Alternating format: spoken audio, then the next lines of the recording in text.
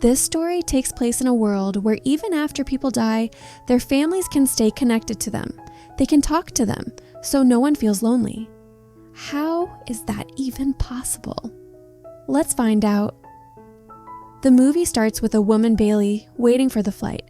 Near a man asks her, "Are you going to meet your family?" She says, "No, here my daughter stays with my mother. I going for a work."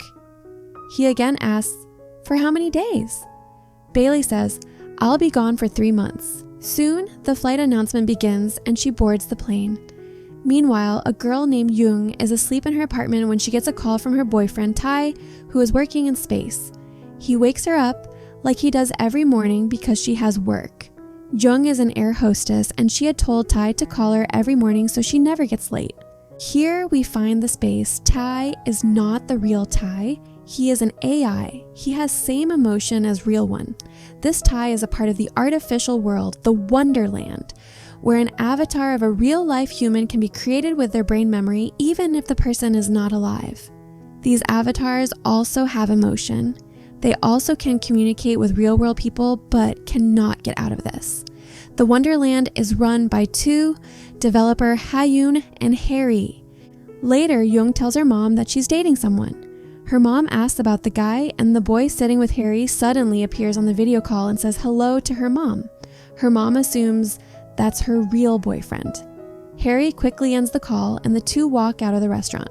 The boy asks, "Should I pretend to be your boyfriend and help you?" Harry agrees. That night, they join a video call with her parents over dinner. The boy introduces himself as Hayun. Her parents are thrilled thinking Harry finally likes someone, not knowing it's all fake. Bailey is talking to her daughter on a video call when her coworker urgently calls everyone over. Bailey ends the call and rushes off, but suddenly she remembers the past. Once, her daughter had called while she was working, but Bailey told her she was busy and hung up. She now realizes how often she ignored her child because of work. Feeling guilty, she calls her daughter again to apologize. Jung visits the hospital. Tai had suffered a brain hemorrhage. The doctor explains that because of the damage, Tai will struggle with daily tasks. Jung takes him home. The next morning, Tai tries making breakfast. He lifts a kettle of boiling water and almost pours it on his own hand. Jung panics and grabs his hand immediately. Now she understands what the doctor meant. Tai can't survive alone anymore. Meanwhile, Bailey's mom ends her calls and avoids conversation. Bailey tries to thank her for taking care of her daughter, but her mom stays silent. Bailey shows her a gift she bought for her mom and her friends, trying to reconnect. Suddenly, Harry calls out to Sung without a phone. Sung hears her voice in his head. He excuses himself, goes into a private room, stands in front of a screen, and speaks to her. Harry tells him Bailey's mom is canceling the Wonderland service at the end of the month. Hearing this, Sung returns to where Bailey is sitting. The next day, Jung gets a call from a man saying Tai visited him, asking for a job and that Tai wasn't mentally okay. Jung refuses to believe this. Bailey talks to her daughter again, saying she'll take her along.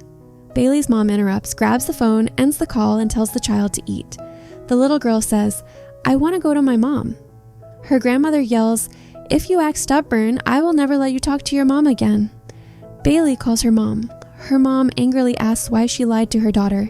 Bailey says she only said that so the child wouldn't bother her grandmother. Later, the doctor tells Jung that Tai's brain scan has changed. He needs time to recover and Jung needs to care for him, but she is already emotionally exhausted. The next morning, Tai tries explaining himself, but Jung doesn't believe him. She says, "You're hurting me," and leaves. Outside, she receives a call from Space Tai. That night, she returns to find fire trucks outside. Her apartment has burned down. CCTV shows the fire started shortly after Tai left. Police question them. They ask Jung if she noticed behavior changes, but she denies everything and says Tai didn't do this. Outside, Jung tells Tai she has a flight to Barcelona tomorrow. Barcelona is her favorite place. Tai says, "You must be happy." Jung breaks down and shouts, "There is no happiness left in my life." Harry, who works for Wonderland Travel, informs the boy of his grandmother's death but assures him they won't cancel her service until he returns. Bailey's mom takes Gia to the airport, planning to take her to China. She asks for directions from an air hostess. then realizes Gia is gone. Panicking, she makes an announcement and searches everywhere. Just then, Bailey calls asking about Gia. Her mom reveals that Gia has disappeared. Bailey yells, asking if she told the police. Her mom snaps back, "I'm not your mother anymore," and the call ends. Jung goes to the airport and Tai follows her. He says he wants to go with her, but Jung refuses. He's not stable enough. She says she'll talk to him later. Suddenly, someone calls Jung. She ignores it, and Tai demands to know who it is. She hands him the phone.